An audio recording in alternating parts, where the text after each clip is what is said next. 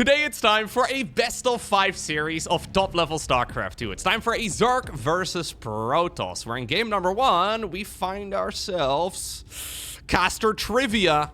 I think this is Ruby Rock. Spawning right here. In the bottom right, playing in red. From Canada.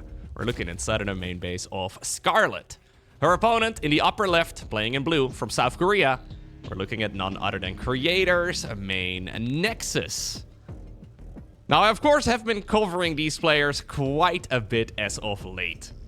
I really enjoyed the games that Scarlett has been playing lately. Honestly, I was pleasantly surprised when she participated recently in some of the Wardy tournaments. I really wasn't entirely sure where she was at. Turns out, yeah, she can press buttons really fast still. Now, I also did cast a game of Creator versus Lambo on this particular map. And that one, even though it was a Creator win, it kind of hurt me physically, because Creator was going for a Stalker all-in, but he didn't have enough gas to make the Stalker all-in work. So whenever he didn't have enough gas, he warped in Zealots instead. And the man must have made like 50 Zealots, but never researched charge? I don't get it. I don't get it. I'm getting flashbacks to that yet again, and I'm secretly hoping, in a very morbid way, that we're gonna see Creator go for that exact same build once more. Because while it seemed really stupid, it did work against one of Europe's greatest Zergs. And I do think across the board, Lambo is a better defensive player than Scarlett is. So, I don't know. It would be fun to go ahead and check that out. For now, though, it's very normal builds. Hatchery first for Scarlett into a gas, and then, of course, a spawning pool eventually. And in the meantime, we've got ourselves a gate, Nexus, Cybercore here. All, these are about 20 supply here for Creator. Gas is in the main right now. Second pylon as well. All of this is very normal. Usually it's the second pylon where you attach your, well, what is usually going to be a Stargate. Obviously, Creator may just go for a straight Twilight Council, who knows? It is something that he has been messing around with. And I feel like that's one of the really cool things about Creator. He does have a go-to build, and I do believe it to be a Stargate opener, especially just with normal Oracles. But Creator only plays that maybe 50% of the time. He usually likes to mix it up and go for something a little different. So, right now, for example, he did fire up, yeah, the Warp Gate research. We are going to go Stalker on the back of this as well, but it's no Stargate yet. If he wants to go Stargate, he can still build it right about right now, but now it would be a delayed Stargate, not the case. We are going straight Twilight Council. Oh, no. Is this going to be Stalkers upon Stalkers upon Stalkers? I would kind of love it. Yeah, even though I think the build is kind of stupid, I haven't seen the end of it just yet. Because it really seemed... How do I word this nicely so I don't insult Creator? It really seemed like a proper Gold League strategy, but then executed at a very high level. Is that a nice thing to say? Yeah, maybe it's not. Anyhow, I don't understand why you would ever make 50 Zealots, but then never make charge. It doesn't, but it still won the game. So who am I to criticize? Oh, well, you know what? We have something else entirely. Creator instead is going for a Dark Templar rush. Yeah, Creator was playing really fast, but really stupid. It's, you know, that's a compliment, right? Okay, maybe it's not. I gotta work on my compliment game. This right here is dirty, and this right here I do love. How in the world is Zerg gonna figure this out? Well, the problem is that in a quote-unquote normal game of StarCraft, you would go for about 330 Spore Crawlers. Now, Scarlett saw that it was an adept into a Stalker. She also saw that the Cybercore was researching immediately when it finished up. So she actually decided to skip out on the Spores. Normally, Dark Templar builds are kind of stupid because you're used to playing against Oracles. Spore Crawlers are detectors, and therefore Dark Templar that hit like a minute later than Oracles would just don't really make a lot of sense. Now, because Scarlett here is trying to be very intelligent, okay, we do have a Spore coming up. Usually 420 is the right time for that. Yeah, these are Spores that are timed not to counter Oracles, but to counter Dark Templar. She doesn't, however, have any mobile detection. There is no lair. Okay, it starts up right now, but there's no Overseer potential yet. Queens are body blocking. The Queens are body blocking the detection, and I think this is okay. Whew, okay, all right. Bit of a mess. But the Dark Templar did not quite achieve what they wanted to. But this was also an extremely low-effort DT opener, it has to be said. Creator made one. Like, now he made a second. All right, we're gonna add on a few more just to get the... Oh, no. Oh, pain! Sometimes, I guess, when you play really fast and really stupid. Yeah.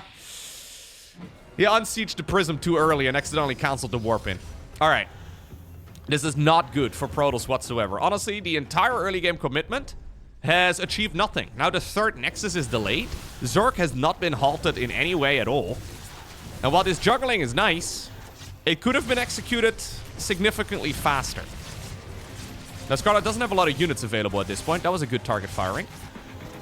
Careful for that Spore Crawler, okay. I do like the fact that Scarlett actually moved it around here to try and now counter this sort of shenanigans. Of course, in the meantime, Scarlett has gone into a little bit of creep spread. This is something she's been focusing on for, give or take a decade and a half.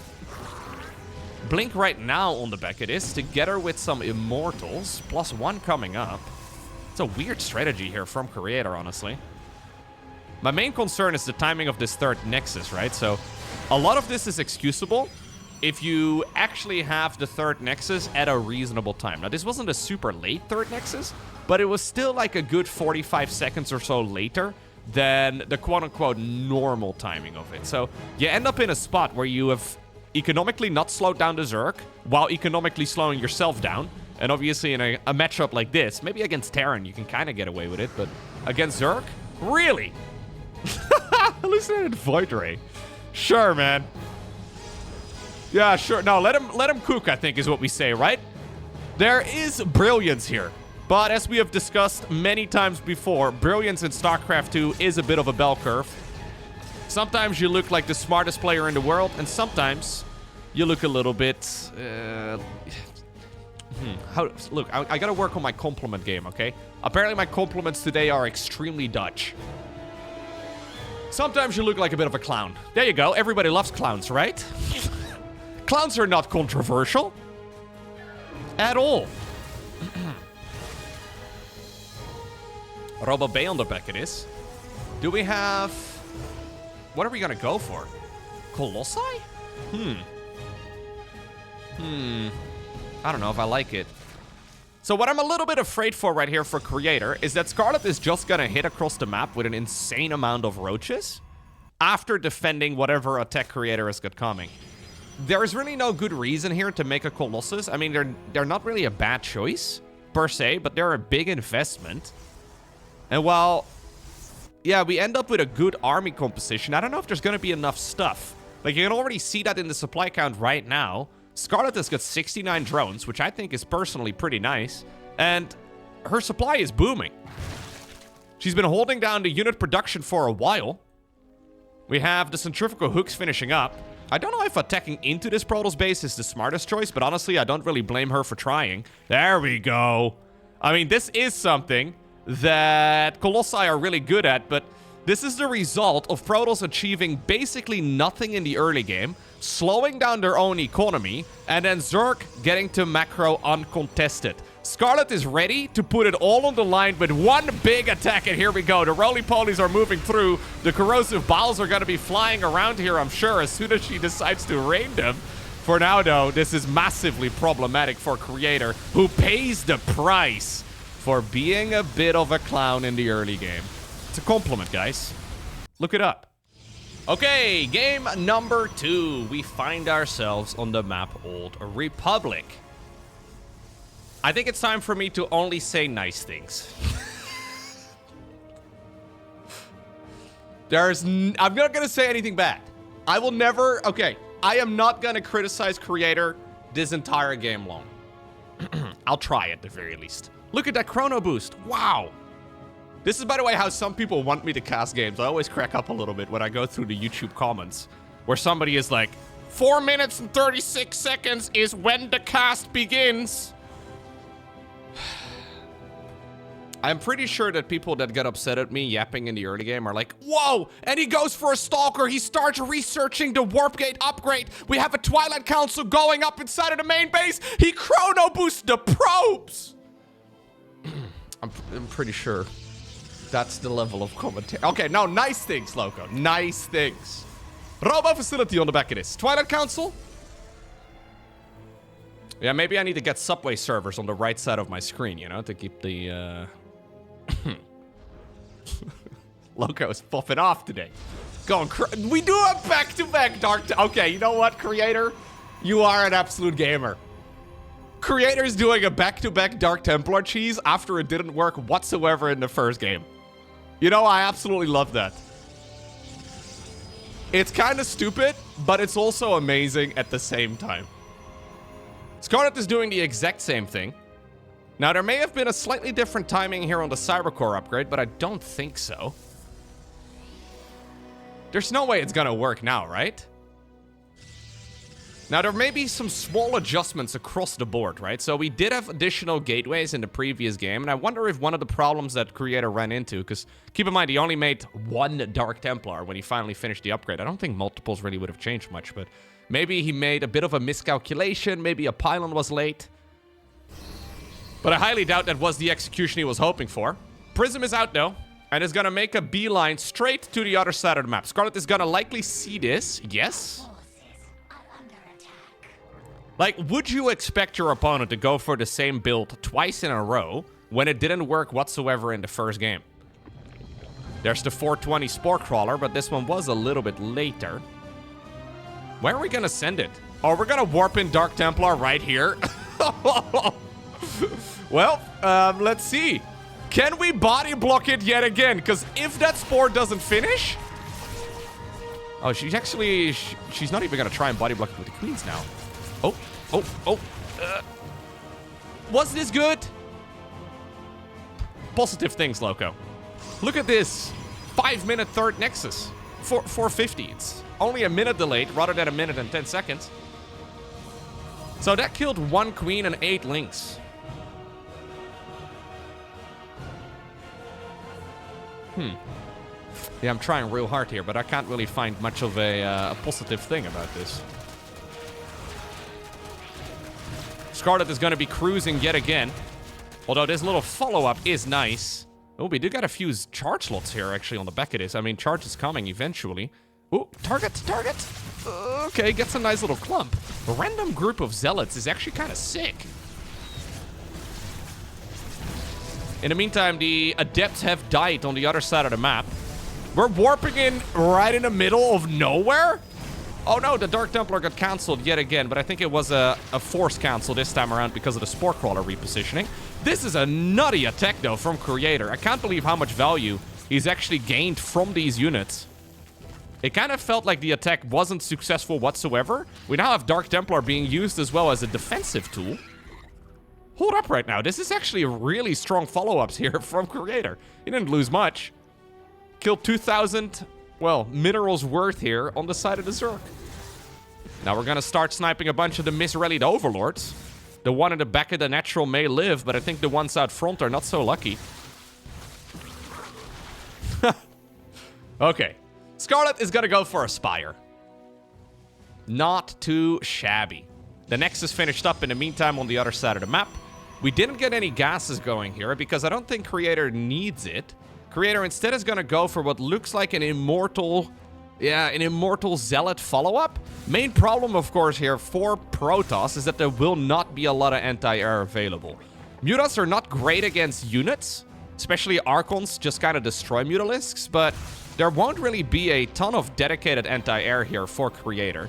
If Creator loses the Prism with the Archons inside of it, this is pretty much game over. So he is playing with fire, even though he doesn't know. Is this good enough for Scarlett? I'm honestly not sure. Like, Mutas are gonna be out, but there will be at least, like, yeah, 4 Archons, probably more. 4 Archons against, say, like, 10 Mutalisks is certainly a win for the Archons. Well, the Mutas are coming now. I think this Prism actually has to join up with the rest of the units on the left side of the map. It's weird because it's extremely disjointed. If the Prism dies, though, to those Mutalisks, that would be problematic. Additional gateways are finishing up. Charge is done right now. Creator actually decides to sort of spoil the surprise. He's just doing a little bit of sightseeing with his new units. Scarlett decides to make a bunch more roaches and ravagers on the back of this because of it. I've got a feeling, though, that this 4th hatch is never going to happen. Scarlett, yet again, stops droning at 69. I mean, it could be coincidence, back-to-back, but... Anyhow, Baling Nest on the back of this. She's trying to see if she can follow it up with the same push as what we saw in the previous game. But this time around, the setup for Zerg is much worse. Let's see if the Mutas can get something done. We do not have a Forge. No Forge makes all of this kind of a mess. No Photon Cannons, no Blink Stalkers. Normally you have all of that done at this point in time. Okay, we do actually have a Forge. Wait, we made a Forge? Ah, now finally +1 is coming. Feels extremely late. The rest of the Roach army is still moving around, and these Mutas, while not really being too successful, have also, kept the Protoss player pinned back, right? And I think that's the main goal. They dealt a little bit of eco damage, but they forced Protoss to go all the way back home. Creator, though, kind of wants to meet this army out front. There are 6 Immortals and 8 Archons right now. Photon Cannon set up in the mineral lines. Prism is still nearby. Ooh, good force fields. Really good force fields.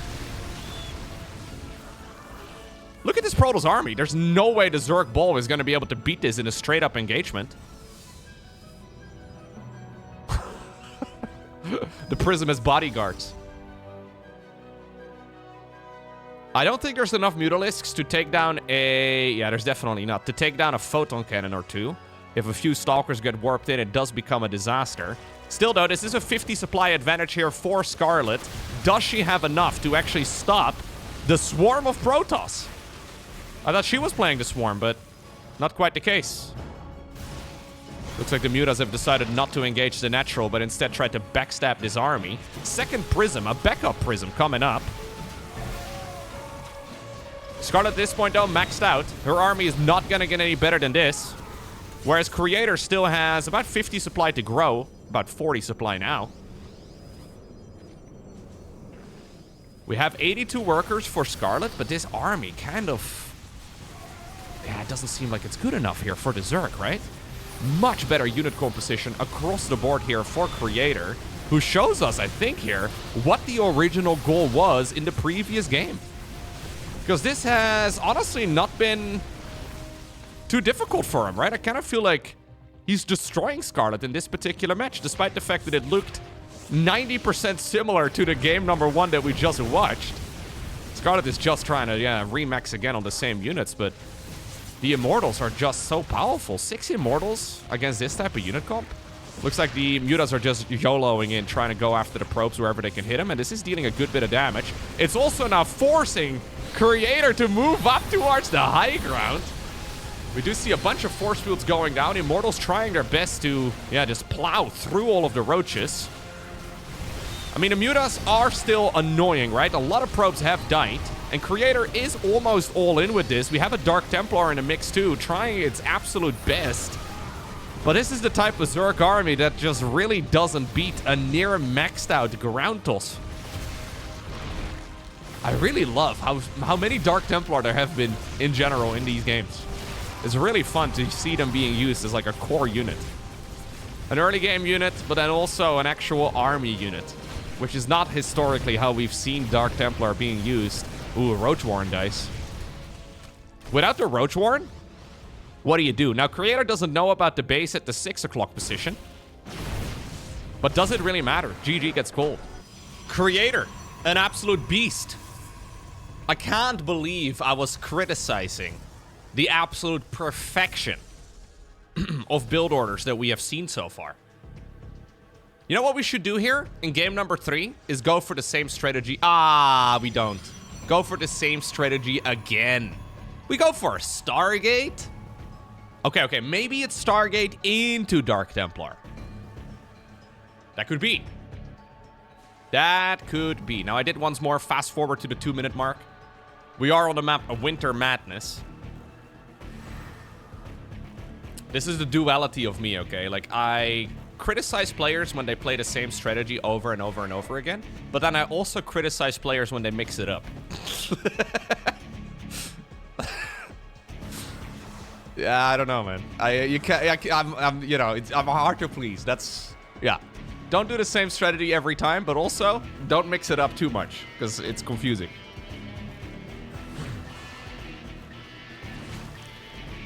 It's funny, right? Because when you look at somebody like Hero can play normal StarCraft, and we've seen him do that quite a bit, actually, as of late. Hero is phenomenal when it comes to standard StarCraft 2, but most of the time he mixes it up. And whenever Hero does, I guess over the many years that he's been doing it, I kind of learned that, okay, never really criticize Hero too much, because he usually figures it out in the end anyways. Many of the things he does, somehow, some way, still lead to tournament victories. So I guess you just let him do whatever he wants to do and just enjoy the show. When I see other Protoss players do it, though, like they attempt to play that style that Hero is very well known for, it rarely seems to work as well for them. And it's hard oftentimes to really pinpoint what the difference is. Like, how in the world can somebody like Hero consistently win tournaments over many years, playing the wildest and wacky strats? And then if you see players that are right below that level, like no disrespect to Creator, but I think Creator is like 99% of the way there, but he doesn't win nearly as much as Hero does. It's interesting because, at least strategically speaking, they seem to do very similar things. Maybe it really is just the execution and the overall game sense. Either way, Oracles are going to be Creator's weapon of choice this time around. We already have one on the other side of the map, accumulating a little bit of energy. Scarlett does defend against the Adepts eventually, but she takes a bit of damage. I guess the big difference, and it's, again, not to say that other Protoss players don't have it, but I feel like the big difference is that Hero's micro is just on another level. Like, we see other Protoss players, like, for example, MaxSpecs, execute really stellar micro as well. But not as consistently as Hero. Like, you give Hero literally any combination of Protoss units, and he will squeeze pretty much the maximum amount of juice out of this. Like, this sort of micro over here on the Oracles that we just saw, where the Oracles took some more base damage, that rarely happens to someone like Hero. Either way, this is by no means a bad start, though, for Creator. Obviously, this time around, the third Nexus is much sooner.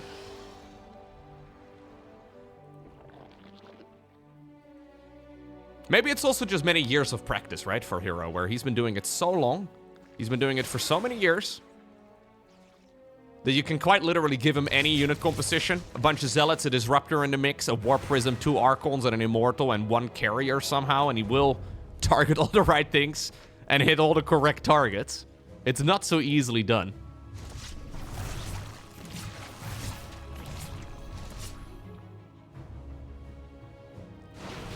Zergling's trying to see if they can potentially get some damage in, but not really happening.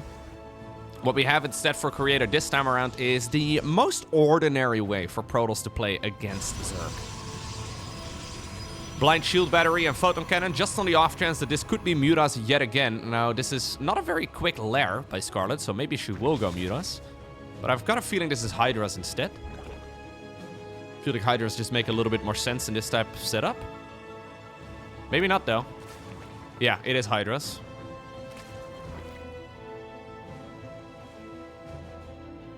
Okay.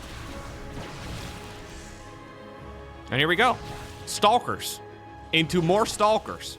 Into more Stalkers. It's only 4 gate for the time being, though. 4 gate into a second Robo facility as well as a Robo Bay. These are +1 melee links. Creator needs to be careful that he doesn't get overwhelmed by it. Keep in mind that Blink is not yet done. He's doing the thing that MaxSpecs really loves to do. Ooh, where he pushes before the upgrade is finished. Okay, we decide to go for the recall. Should we not have blinked and then recalled? Okay, well, anyways. 7 Stalkers end up dying. 50 links, though, on the dot. 4th Nexus is not going to happen. Not yet, anyways. Easy kill here for Scarlett.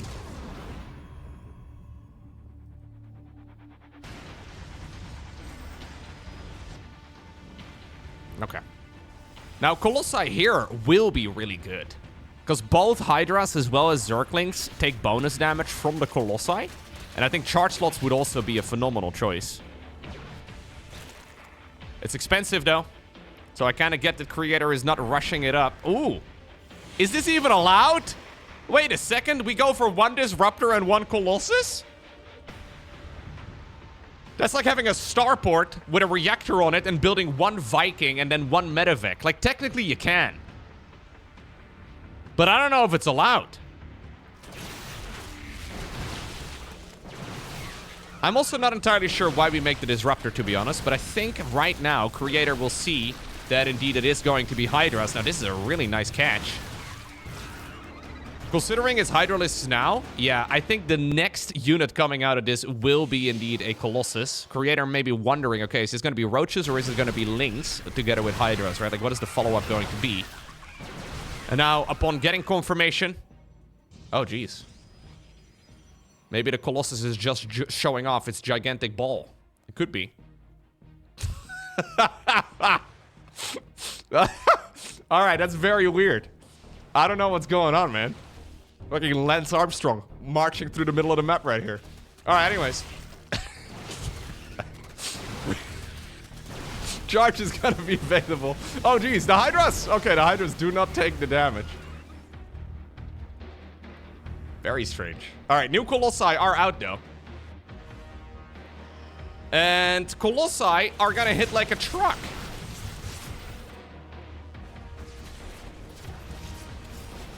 Maybe this is the reason why we don't generally see Protoss make a Disruptor and the Colossus at the same time, you know? With the same movement speed, they just look a little funky going through the choke point together because they enter at the same time, and this is the result. Now, Scarlett is trying to go into Lurkers, but the Lurkers are too late. It's pure Hydra Ling. And despite the fact that the ways in which Creator got here do seem a little bit funky across the board, it's still a phenomenal composition. He's basically hit all the right points correctly.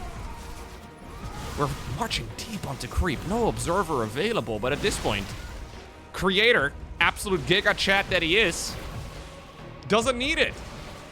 Chattator? No, it doesn't work. You can't really mix chat and Creator at the same time. We don't even have an observer out. It's coming now. Scarlett is already getting her drones roasted, though, by the Colossi, and GG indeed is the only answer. Okay, next up, we find ourselves on the map Tourmaline. Match point here for Creator, who honestly seems to be having a grand old time. Maybe that's what he's doing. Okay, picture this, right? Picture doing something professionally, like, say, for example, playing video games, and then actually having fun. I know! Imagine having fun at work. What? Is that even allowed? Creator, though, seems to be having a really good time.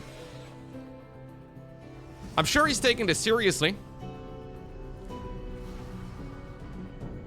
This is, I believe, from a $1,000 StarCraft 2 event. So there is money on the line. But it's very easy to maybe take things a little bit too serious. And I gotta say, so far, he seems to just be, yeah, playing fun strategies and is working out for him, clearly. I mean, that first game, it didn't really work, right? Like, that first game was a bit messy, and Scarlett immediately showed us why having fun is usually the wrong choice. If you have too much fun, when the Zerg sledgehammer goes across the map, you can just not stop the swarm. Yeah, Zerg's always ruining the fun for everybody out there. It is what it is. But in the other games where it sort of did work out, and while the early games were maybe a little bit messy, but it did ultimately work out, the follow-ups were highly efficient. Now, it's going to be a Stargate opener once more. So let's see. Oracle number 1 is out. We're hunting down Otto. Otto, you can fly, but you can't live. Well, maybe? Go, Otto, go! I don't think he's going to make it. No. All right. Yeah, I'm sorry, buddy. But I think you're gonna get sniped. And what exactly has she seen? Nothing. It's a very quick Twilight Council, and the Beckett is again here for Creator. He seems to love Twilight. Probably his favorite movie. I don't know if you're allowed to have Twilight as your favorite movie. Like, your all-time favorite movie being Twilight? You're allowed to like Twilight. I think that's about as far as I'm willing to go. Anyways. Ooh, Glaive to Depths this time. We're just mixing it up. We're doing a little bit of everything. Scarlett, though, did go Roach-Warren this time, so obviously she hasn't really been making a whole lot of roaches lately, other than that first match. If you have to deal with Glaive to Depths and you do not have either Banelings or Roaches, so you go for one of those greedy follow-ups that we've been seeing a lot, right? Where maybe you get +1 melee, but you kind of skip any additional unit production until you get to a lair, or maybe you skip anything until you get up to like a Spire or a Hydra, then it just... Yeah, you can just straight up lose to this type of build. So the fact that Scarlett has a Roach-Warren is indeed the right play, number one. She also built the Evo Chamber here to create a wall-off. Now, Creator will see this. Easiest scout of his life. So at the very least, there will be some way of maybe... Yeah, I think you still commit to it because it's a big research. It takes a while to get going, and it's not too expensive, so you may as well. It's a time investment that has already been spent. Scarlett actually making a lot of drones right now. Fully saturated 3 bases immediately, but here goes the train. Glaives is pretty much done. Scarlett doesn't see this until right now because Otto died. Otto was the key to the defense. Now we do get the full wall off. That'll be good. Problem is, this is so many adepts that you can actually just sort of kill it. There we go. And where do we go from here? Oh, I love the stasis wards. Using the choke point against the Zerg. Now the adepts will go into the main base. Creator is actually kind of owning. Yeah. I think this is, for all intents and purposes, game over. That was absolute perfection right there on the stasis ward. And now the drones are dropping like flies. Scarlett will have a 1 counterattack in her. But I've got a feeling that Creator will have an answer to that as well, considering Immortals are being produced already, and the pain train hasn't even stopped. Wow. 37, 40 drones. They basically disappear in about 10 seconds time. And while Scarlett is re-droning, desperately trying to catch up, now suddenly you're dealing with full 3-base Protoss economy. Pretty much 3. Immortals on the back of this. I would love to see Charge maybe start up as well for Creator, but Creator is still just warping in more adepts. There's no Prism available, right? So he's forced to send them all the way across the map. It's 49 drones? It's not even done yet. What? Wow. I don't remember the last time I've seen an adept push be this successful. 56. Okay, now I kind of want to see every drone die. Just for the memes. 56. That'll be the total before the numbers reset.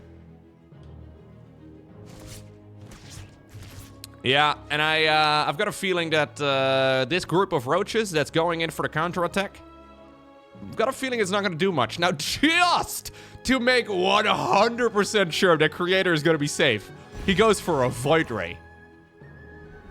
Completely unnecessary. I think we should go Charge every time.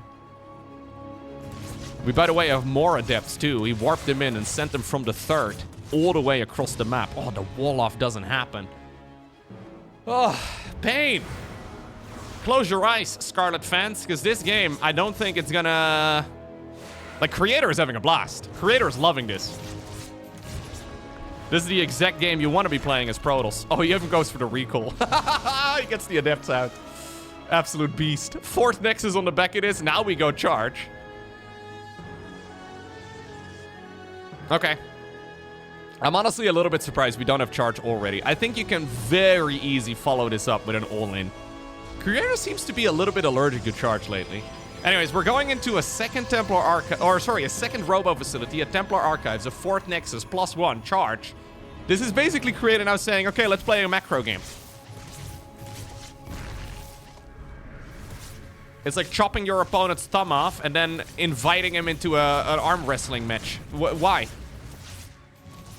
Scarlett is actually just kind of accepting it, though. She's making 14 drones at a time. I think in Scarlett's mind, the only way to win this game, right? If you have to come up with a win condition right now as the Zerg player, you can't go for an all-in. I think the only way you can win is if Protoss decides to play passively and just lets you drone up again. Scarlett actually all the way up to 84 workers. It has to be said, considering she just lost 59 drones, she's actually now ahead in the work account again. The problem is, of course, it's a big investment, and there is basically no army.